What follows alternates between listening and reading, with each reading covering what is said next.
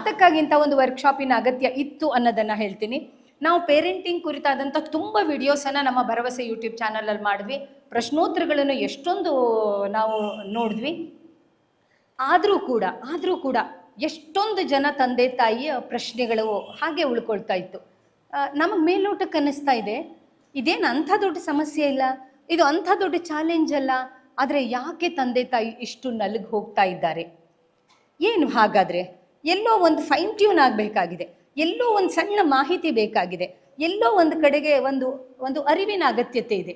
ಇದೇನು ಅಂದರೆ, ಎಲ್ಲರೂ ಸೇರಿ ಒಂದು ನದಿಯನ್ನು ದಾಟ್ತಾ ಇರ್ತಾರೆ. ಕೆಲವರಿಗೆ ಎಷ್ಟು ಸುಲಭವಾಗಿ ದಾಟಕ್ಕೆ ಬಂದ್ಬಿಡುತ್ತೆ, ಆರಾಮಾಗಿ ನಡ್ಕೊಂಡು ಹೋಗ್ತಾರೆ. ಇನ್ನು ಕೆಲವು ಜನ ಅದೇ ದಾಟುವಾಗ ಇಲ್ಲ ನನಗೆ ಆಗಲ್ವೇನೋ ಅಂತ ಹೆದರ್ಕೊಳ್ತಾರೆ, ಅಥವಾ ಇಲ್ಲ ಇಲ್ಲಿ ಯಾಕೋ ಸರಿ ಇಲ್ಲ, ನನಗೆ ಯಾಕೋ ಕಾಲು ಜಾರಬಹುದು, ಇನ್ನೇನೋ ಆಗಬಹುದು ಅಂತಾರೆ. ಹಾಗೆ ಇದ್ದವರಿಗೆ ಒಂದು ಕೈಯನ್ನು ಕೊಟ್ಟರೆ ಸುಲಭವಾಗಿ ದಾಟಿಬಿಡ್ಬೋದು. ಅಂತಹ ದಾಟುವ ಕೆಲಸ ಆಗಬೇಕು. ಯಾಕೆಂದರೆ ಇದನ್ನು ಪ್ರತಿ ಮನೆಯಲ್ಲಿಯೂ ಕೂಡ ಮಕ್ಕಳು ಅನ್ನೋದು, ಯಾವುದೇ ಮಗು ಒಂದು ಸಂತೋಷವನ್ನು, ಸಂಭ್ರಮವನ್ನು, ಖುಷಿಯನ್ನು, ಆನಂದವನ್ನು, ಸಾರ್ಥಕತೆಯನ್ನು ತರುವಂಥದ್ದು. ಆದರೆ ಅದೇ ಮಗುವೆ ಅಥವಾ ಅದೇ ತಂದೆ ತಾಯಿಯಾದಂತಹ ನಾವೇ ದುಃಖದಲ್ಲಿಯೋ ಒತ್ತಡದಲ್ಲಿಯೋ ಇದ್ದರೆ ನಮ್ಮ ಇಡೀ ಬದುಕಿನ ಗುಣಮಟ್ಟ ನಾವು ನಿರೀಕ್ಷಿಸಿದ ಮಟ್ಟದಲ್ಲಿ ಇರಲ್ಲ. ನಮಗೆಲ್ಲರಿಗೂ ಉತ್ತಮ ಗುಣಮಟ್ಟದ ಜೀವನ ಬೇಕು, ನಾವೆಲ್ಲರೂ ಖುಷಿಯಾಗಿರಬೇಕು, ನಾವೆಲ್ಲರೂ ಸಂತೋಷವಾಗಿರಬೇಕು. ಭರವಸೆಯನ್ನು ಒಂದು ಕಮ್ಯುನಿಟಿ ಅಂತ ಹೇಳ್ತಾ ಇರೋದೇ ಅದಕ್ಕೆ.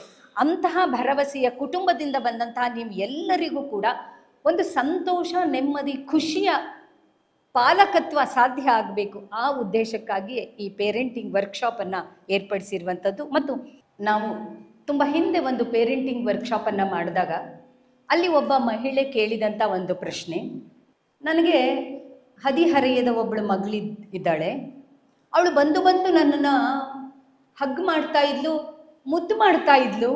ಅಷ್ಟೇ ಅಲ್ಲ, ನಾನು ಅವಳನ್ನು ಮುದ್ದು ಮಾಡಲಿ ಅಂತ ಬಯಸ್ತಾ ಇದ್ಲು.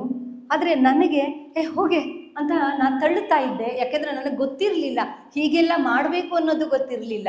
ಚಿಕ್ಕ ವಯಸ್ಸಿನಲ್ಲಿ ಮಾತ್ರ ಮಕ್ಕಳಿಗೆ ಮುದ್ದು ಮಾಡಬೇಕು ಅಂತ ಅಂದ್ಕೊಂಡ್ಬಿಟ್ಟಿದ್ದೆ.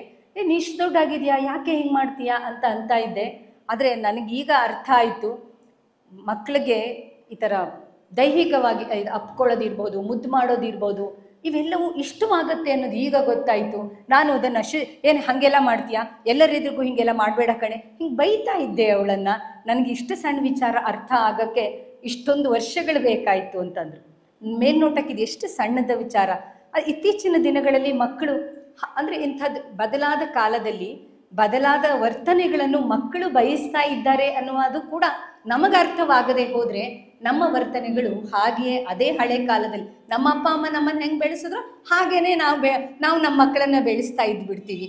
ನಮ್ಮ ಅಪ್ಪ ಅಮ್ಮ ಏನು ಹೇಳಿದ್ರು ಅದನ್ನೇ ನಮ್ಮ ಮಕ್ಕಳಿಗೆ, ನಮಗೆ ಗೊತ್ತಿದ್ದೋ ಗೊತ್ತಿಲ್ಲದೆಯೋ ಹೇಳ್ತೀವಿ. ಆದರೆ ಮಕ್ಕಳಿಗೆ ಅದು ಇಷ್ಟವಾಗಲ್ಲ ಅನ್ನೋದು ನಮಗೆ ಅರ್ಥವಾಗಿರಲ್ಲ. ನಮ್ಗೆ ಅರ್ಥ ಆದ್ರೂ ಸ್ಪಷ್ಟವಾಗಿರಲ್ಲ. ಯಾಕೆಂದರೆ ಒಂದು ಆಚರಣೆಯ ಹಾಗೆ, ನಂಬಿಕೆಯ ಹಾಗೆ ಅದನ್ನು ಬೆಳೆಸ್ಕೊಂಡು ಬಂದಿರ್ತೀವಿ. ಹಾಗಾಗಿ ಸಣ್ಣ ಸಣ್ಣ ವಿಚಾರಗಳಲ್ಲಿ ಕೂಡ ಬದಲಾವಣೆ ಮಾಡಿಕೊಳ್ಳೋದಕ್ಕೆ ಸಾಧ್ಯ ಆಗಬೇಕು ಅನ್ನೋದೇ ಇವತ್ತಿನ ಆಶಯ. ಎರಡನೆಯದು, ಒಂದು ಕತೆ ಹೇಳಿ ನಾನು ಶಾಂತಾ ನಾಗರಾಜ್ ಅವರನ್ನು ಸ್ಟೇಜಿಗೆ ಕರಿತೀನಿ. ಒಂದು ಹಳ್ಳಿಯ ಜನರ ಗುಂಪು ಬುದ್ಧನನ್ನು ಒಂದು ಪ್ರಶ್ನೆ ಕೇಳೋದಕ್ಕಾಗಿ ಬಂದಿದೆ. ಅವರೆಲ್ಲ ಬರ್ತಾ ಇದ್ದಾರೆ. ಬುದ್ಧನ ಹತ್ರ ಬಂದರು. ಒಂದು ಹಳ್ಳಿ ಜನರ ಗುಂಪು ಅದು ಬುದ್ಧನ ಹತ್ರ ಬಂದು, ಸ್ವಾಮಿ ಇವನಿಗೆ ಒಂದು ವಿಚಾರನ ನೀವು ಅರ್ಥ ಮಾಡಿಸ್ಬೇಕು ಅಂತ ಒಬ್ಬ ಹುಡುಗನನ್ನು ತೋರಿಸಿ ಹೇಳ್ತಾರೆ. ಒಂದು ವಿಚಾರವನ್ನು ಅರ್ಥ ಮಾಡಿಸ್ಬೇಕು ಈ ಹುಡುಗನಿಗೆ ಅಂತ ಹೇಳ್ತಾರೆ. ಆಶ್ಚರ್ಯ ಆಗುತ್ತೆ, ಏನು ಯಾವ ವಿಚಾರವನ್ನು ಅರ್ಥ ಮಾಡಿಸ್ಬೇಕು ಅಂತ ಕೇಳ್ತಾರೆ. ಯಾರು ಆ ಒಂದು ಹುಡುಗನನ್ನು ಕರ್ಕೊಂಡು ಬಂದಿದ್ದಾರಲ್ಲ ಅವರು ಅವರಿಗೆ ಹೇಳ್ತಾರೆ, ನೋಡಿ ಈ ಹುಡುಗ ಹೇಳ್ತಾ ಇದ್ದಾನೆ, ಕೇವಲ ಕಪ್ಪು ಬಿಳುಪು ಎರಡು ಬಣ್ಣ ಮಾತ್ರ ಇದೆಯಂತೆ, ಬೇರೆ ಬಣ್ಣ ಇಲ್ವಂತೆ. ನೋಡಿದ್ರೆ ಇವನಿಗೆ ಕಣ್ಣು ಕಾಣಲ್ಲ, ಹೆಂಗೆ ಹೇಳ್ತಾ ಇದ್ದಾನೆ ನೋಡಿ, ಬರೀ ಎರಡೇ ಬಣ್ಣ ಇದೆ ಅಂತ. ಎಷ್ಟೊಂದು ಬಣ್ಣಗಳಿವೆ ಅಂತ ನಾವು ಹೇಳ್ತಾ ಇರ್ತೀವಿ, ಆದ್ರೆ ಅವನು ಒಪ್ಕೊಳ್ಳೋಕ್ಕೆ ತಯಾರಿಲ್ಲ, ತನ್ನದೇ ವಾದಿಸ್ತಾ ಇದ್ದಾನೆ. ಎರಡೇ ಬಣ್ಣ ಅಂತ ಹೇಳ್ತಾ ಇದ್ದಾನೆ, ನೀವಾದರೂ ಹೇಳಿ ಇವನಿಗೆ ತುಂಬ ಬಣ್ಣಗಳಿದೆ ಅನ್ನೋದನ್ನ. ಬುದ್ಧ ಮಾತೇ ಆಡಲ್ಲ, ಎದ್ದು ಹೋಗ್ಬಿಡ್ತಾರೆ. ಜನಕ್ಕಿನ್ನೂ ಆಶ್ಚರ್ಯ ಆಗುತ್ತೆ, ಇದೇನಪ್ಪ ಇಷ್ಟು ಬಣ್ಣ ಇದೆ ಅಂತ ಎಲ್ಲರಿಗೂ ಗೊತ್ತಾಗ್ತಾ ಇದೆ, ಈ ಹುಡುಗ ಹೇಳ್ತಾನೆ ಇಲ್ಲ ಅಂತ. ಹೋಗ್ಲಿ, ಇವರಾದ್ರೂ ಇಲ್ಲಪ್ಪ ತುಂಬ ಬಣ್ಣ ಇದೆ ಅಂತ ಹೇಳಬಾರ್ದ? ಇವರು ಎದ್ದೋಗ್ಬಿಟ್ರಲ್ಲ, ಜನ ಎಲ್ಲ ಅವ್ರ ಹಿಂದೆ ಹೋಗ್ತಾರೆ, ಮತ್ತೆ ಕೇಳ್ತಾರೆ ನೀವೇನಾದ್ರೂ ಮಾತಾಡಿ, ಏನಾದ್ರೂ ಮಾತಾಡಿ, ಯಾಕೆ ಹೇಳ್ತಾ ಇಲ್ಲ? ಎಲ್ರಿಗೂ ಕಾಣಿಸ್ತಾ ಇದೆ ಎಷ್ಟೊಂದು ಬಣ್ಣ ಇದೆ ಅನ್ನೋದು, ಇವನಿಗೆ ಕಾಣಿಸ್ತಾ ಇಲ್ಲ, ಅದಕ್ಕೆ ಅವನು ಹೇಳ್ತಾ ಇಲ್ಲ, ನೀವೂ ಸುಮ್ಮನೆ ಆಗ್ಬಿಟ್ರಲ್ಲ. ಅವರು ಹೇಳ್ತಾರೆ, ಕಣ್ಣು ಕಾಣದೆ ಹೋದ ಇವನಿಗೆ ಇಷ್ಟೆಲ್ಲ ಬಣ್ಣ ಇದೆ ಅನ್ನೋದನ್ನ ನಾನು ಹೇಗೆ ಅರ್ಥ ಮಾಡಿಸ್ಲಿ? ನನಗೆ ತುಂಬ ಜನ ಮಕ್ಕಳಿಗೆ ನಾನು ಎಷ್ಟು ಹೇಳ್ತಿದ್ದೀನಿ ಆದರೂ ಇವನಿಗೆ ಅರ್ಥ ಆಗಲ್ಲ, ನಾನು ಎಷ್ಟು ಮಾಡ್ತಾ ಇದ್ದೀನಿ ಆದರೂ ಇವ್ರಿಗೆ ಗೊತ್ತಾಗಲ್ಲ ಅಂತ ಹೇಳುವಾಗ, ಅಥವಾ ತಪ್ಪನ್ನ, ದೂಷಣೆಯನ್ನ ಮಕ್ಕಳ ಮೇಲೆ ನಾವು ಹೊರಿಸಿ ಮಾತನಾಡುವಾಗ ನನಗಿದೇ ನೆನಪಾಗತ್ತೆ. ನಾವು ಮಕ್ಕಳಿಗೆ ಅರ್ಥ ಮಾಡಿಸೋದು ಹೇಗೆ ಅನ್ನೋದನ್ನ ಕಲ್ತ್ಕೊಳ್ಬೇಕಾಗಿದೆ.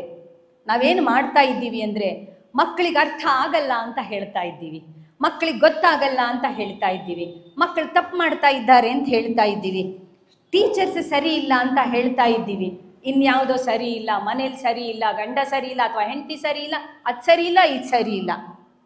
ಆದರೆ ನಮಗೆ ಮಕ್ಕಳನ್ನು ಅರ್ಥ ಮಾಡಿಕೊಳ್ಳುವುದಕ್ಕೆ, ಮಕ್ಕಳಿಗೆ ಅರ್ಥ ಮಾಡಿಸುವುದಕ್ಕೆ ಬರ್ತಾ ಇಲ್ಲ ಅನ್ನುವುದನ್ನು ನಾವು ಒಪ್ಪಿಕೊಳ್ಳೋದಕ್ಕೆ ಸಿದ್ಧವಾಗ್ತಾ ಇಲ್ಲ.